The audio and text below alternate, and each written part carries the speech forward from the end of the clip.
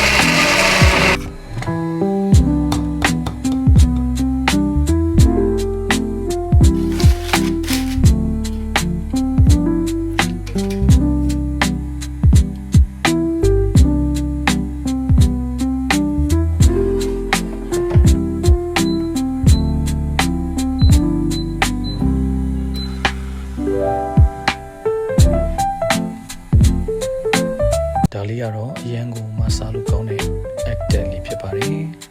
ကျေးဇူးများတင်ပါတယ်နောက်ထပ်ဗီဒီယိုတွေမှာပြန်လည်ဆုံတွေ့ကြပါမယ်